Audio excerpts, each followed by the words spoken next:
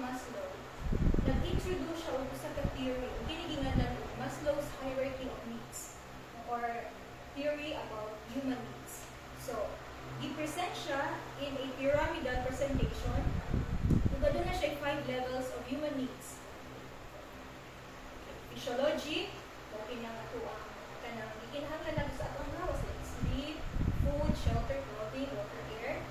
Then safety, ato ang seguridad, no? Like anong manikamot ang mga SSS ka para na secure na kapag pinulang nato, atay magamit, no? And then atay PhilHealth para kung magkasakit ka, atay magamit sa hospital.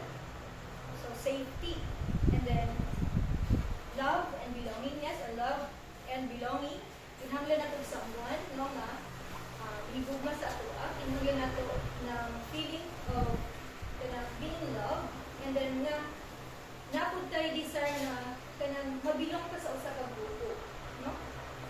Like anong ang mga kabatanunan karon negative siya, no, pero concrete example ni siya. Nanitaghan man gusto mo apilog sa fraternity, sorority, mga clubs, because of this need, belonging. And then esteem, ang accomplishments, achievements sa usa ka tao, no? And then self-actualization. So money ang aspects sa kinabuhi sa usa ka tao nga bisan tungod na sa iyaha na siya na-achieve, na-reach na niya na kining 4th level of need. Pero na ato siya gusto nga patunayan. So mo na tingala ka na yung mga tigulang na paayo karon nga trabaho gihapon, na yung mga wala pa gid murag makita ni mga naa siya gustong kabuuton. So self-actualization. Pero ni pagkag mag-focus ko diri sa 3rd level of human need, kining love and belongingness. Ingon pa sa mga psychologists,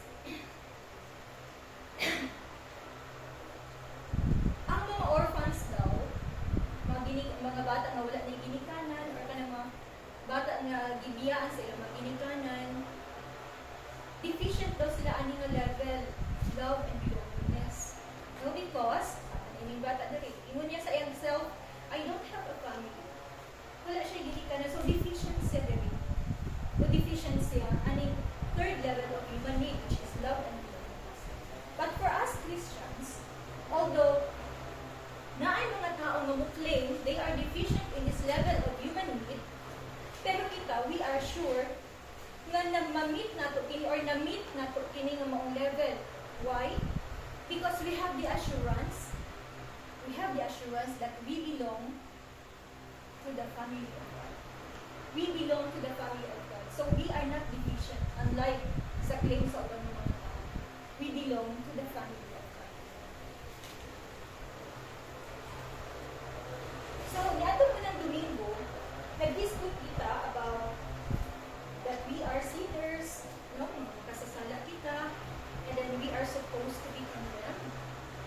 Pero kung sa gibuhat ni Jesus dito sa cross, iyang i-condemn instead nga kita, iyang i-condemn ang ato ang mga sala instead nga kita ang bukman niya, i-condemn niya ang ato ang mga sala.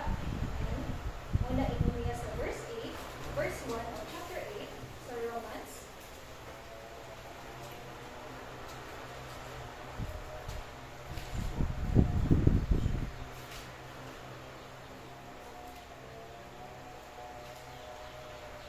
Romans chapter 8 verse 1. Ingon niya, there is now no condemnation for those who are in Christ Jesus. There is now no condemnation for those who are in